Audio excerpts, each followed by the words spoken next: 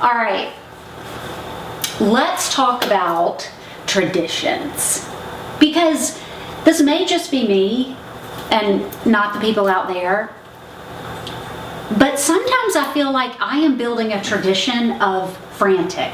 And that's really not a tradition I want to build or leave. And that's why I love that Dad is with our family for Christmas, because the boys get to hear these stories. And y'all know how kids are. I mean, maybe yours aren't, and it's me.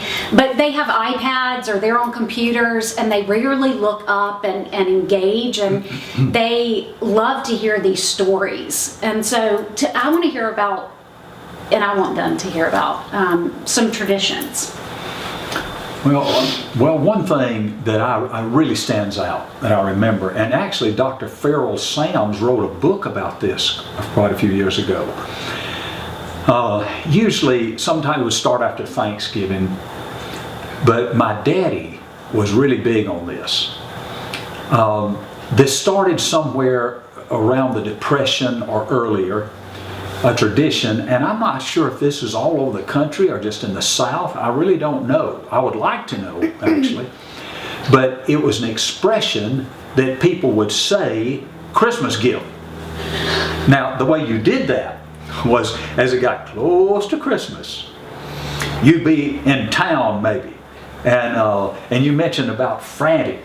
Well, growing up in a little bitty town in the 1950s, it is different from now, but it was pretty. The town I grew up in was bustling on Saturdays, especially when people would come in from the country and you'd buy stuff for the week. But you'd see somebody in town, and my daddy had this big booming baritone voice, and he'd just holler, "Christmas gift." Well, what that meant was that started at a time where if you saw somebody, and like I see you and I say, "Christmas gift," well, that means you're supposed to give me a gift because I got you. I got you first. But because nobody had any money to give gifts, your response was, "Give it to me," or "Bring it to me," or "Come on with it," just anything. And then you'd see men and women and of course kids too, when they do it to the old folks would do it to them. Then you'd shake hands or hug and laugh. And it's kind of like the song, I think to myself, what a wonderful world. I see men shaking hands saying, "How do you do?" And what they're really saying is, "I love you."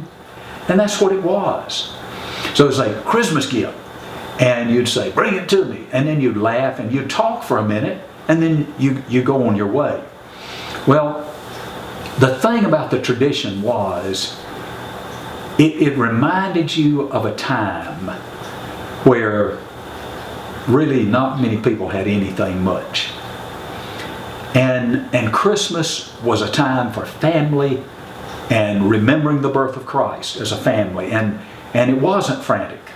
There was nothing to be frantic about. Mm-hmm. So it reminds you of a time where there was basically nothing, but now it's better. We get one present at Christmas. Things were better, and we have we don't just sit by the fireplace now. We have space heaters with propane tanks, or now we have central heating and air, or we have the floors are heated and all these great things from technology. But what is there to remind us of a simpler time that brings us back to the center point of all history? And that's the birth of Christ. So anytime you talk about a gift, Christmas gift, whatever, the tradition of it centers us. It really centers us. And like what you and Chris are doing, your husband, and what other people are doing that watch, you're setting traditions, you really are. And so that's why it's important to do something, whether it's with the iPads or the iPhones or the computers or the Wii's or whatever there is now, to do that, but to say, this is what this does. This is what it reminds us of. This takes us to a simple time, which we can make this a simple time because simple means to focus.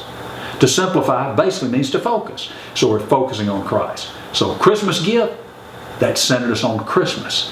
And when we thought of Christmas, we thought of the birth of Christ. That's good. So, do you want to explain how you're carrying on that tradition with our family? Because I'm thinking that since you've done it by phone, now the boys can just send you a text with multiple exclamation points that says Christmas gift. I hadn't thought about the text. Yeah, we normally do it by phone. But it And- does and- not count to leave a message that says Christmas gift. Oh, it counts. Oh, No. yeah, it does. But Chris, her husband, has started getting me now. So that's good. He thinks he's really smart. He's from the Bay Area, California, and he's doing a Christmas gift.